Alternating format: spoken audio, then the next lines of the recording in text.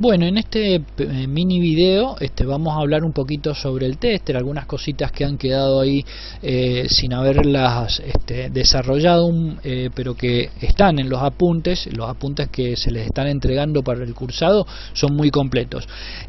Para ver este video previamente deberían haber visto los 6 videos anteriores en donde se habla de las escalas, de la conversión a múltiplos o submúltiplos y de las unidades de medida, ¿sí? Para poder tener un panorama completo.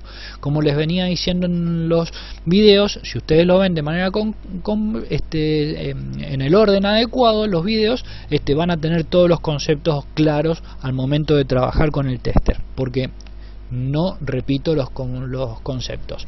Bueno, les han quedado algunos conceptitos por ahí que conviene recordar. Recuerden que el display que ustedes van a tener indicándoles lo que están midiendo cuando hagan una medición sobre componentes, el display tiene siempre indicadores para decirles varias cosas. Primero, recuerden que cuando ustedes tengan una medición y en la medición se encuentren con que el primer número de la izquierda es un 0 o el carácter de punto decimal, el tester les está indicando que están midiendo en una escala inadecuada el componente o el elemento que están intentando medir, ¿sí? Esa es la forma que tiene el tester de indicarles que están colocados en una escala por encima de la escala correcta con la que deberían estar midiendo. Recuerden que siempre tiene que haber el primer carácter que van a tener a la izquierda de la medición en el display, tiene que ser un carácter significativo, es decir, del 1 al 9,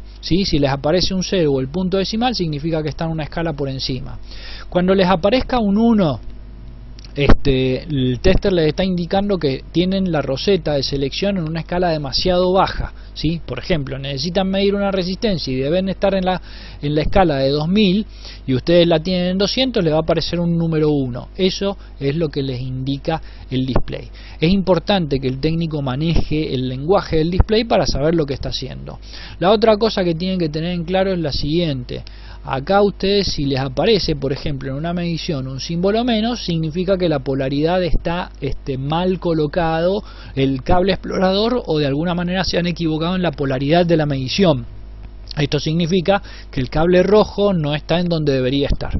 Recuerden que hay reglas de medición que están explicadas en los apuntes que se le dan, en donde ustedes tienen que seguir esa regla de medición, porque si no las mediciones van a ser inapropiadas, y si hacen una medición inapropiada en ciertas escalas como la de amperaje pueden quemar el aparato, ¿sí? Casi todos los aparatos se queman en las mediciones de amperaje y algunos en los de voltaje, ¿sí? Se queman porque le ponen escala demasiado baja para un voltaje demasiado alto y se les termina quemando el tester.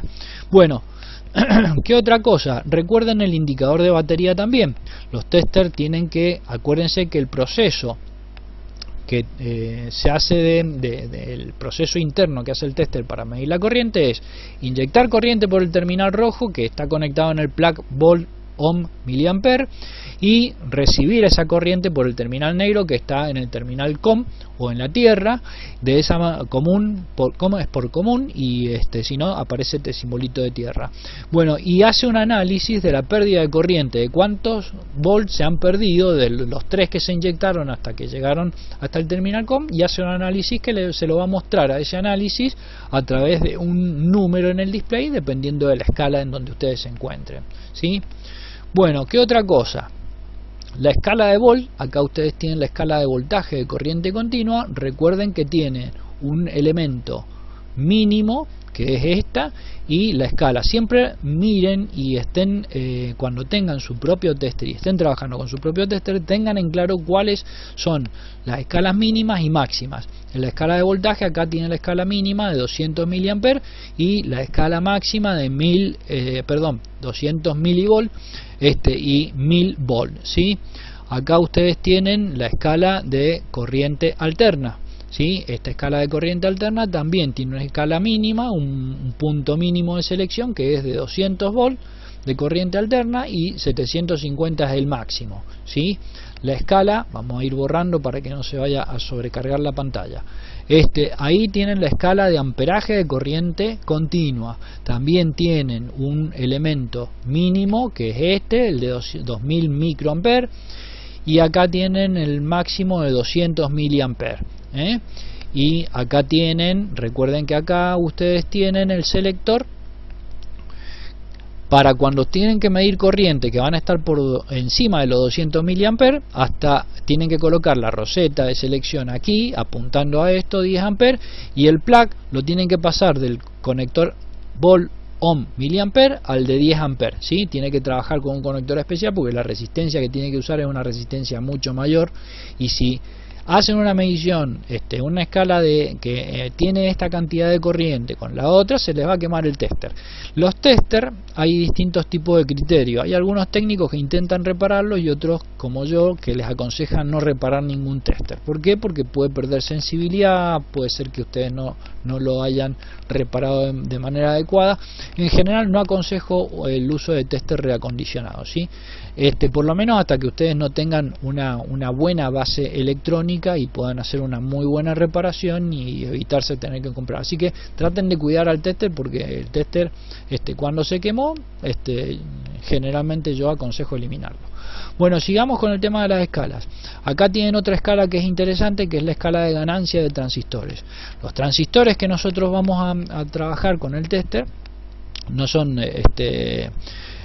digamos transistores de gran tamaño. En general son transistores muy pequeñitos físicamente, que ustedes si miran acá esta escala van a ver que se conecta con esta roseta. Esta es una roseta de medición que permite medir cuánto es la ganancia de los transistores que están analizando. Los transistores, después lo vamos a ir viendo como componente electrónico. Los transistores son componentes electrónicos que lo que hacen es recibir una pequeña cantidad de corriente y la amplifican, ¿sí? Por eso esta escala se llama escala de ganancia. Hacen que se gane unas pequeñas cantidades de corriente. Para eso tienen tres terminales que cumplen determinadas funciones y funcionan bajo dos arquitecturas. Una de las arquitecturas es la que se conoce como la PNP, y otra es arquitectura que se conoce como NPN, ¿sí? Entonces acá ustedes tienen dos escalas. Cuando el transistor es de tipo PNP, tienen que trabajar con estos terminales. Los transistores tienen tres patitas y se distribuyen de forma diferente. Cada una de esas patitas tiene un nombre. Los nombres son colector, base y emisor. Y dependiendo del transistor que ustedes tengan y el fabricante, las patas se pueden distribuir de una manera u otra. Los agujeritos que ustedes ven acá, que sirven para insertar las patitas de los transistores, están adaptados para, dependiendo de cómo estén distribuidas las patas, se puedan meter de una manera o de otra para poder hacer la medición.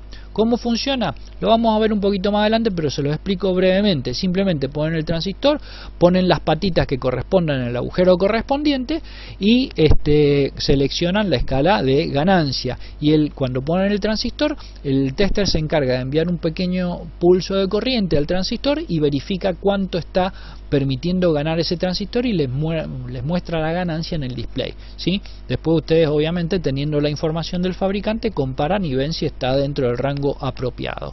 Para los transistores de tipo NPN, exactamente el mismo principio. Las patitas se llaman igual y pueden venir distribuidas de distinta manera. Estos agujeritos están adaptados para que pongan cualquier transistor chiquito de ese tipo, ya lo vamos a ver, y lo ponen, conectan la escala de ganancia y el aparatito les va dando la ganancia apropiada y correspondiente.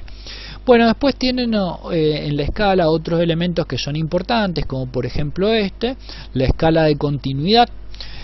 Acá ustedes tienen un diodo, porque esta también se le llama escala de diodos. Tienen que poner la roseta acá, y lo que hace el multímetro es mostrarles si está pasando o no está pasando corriente y cuánto es la cantidad de corriente en el display, ¿sí?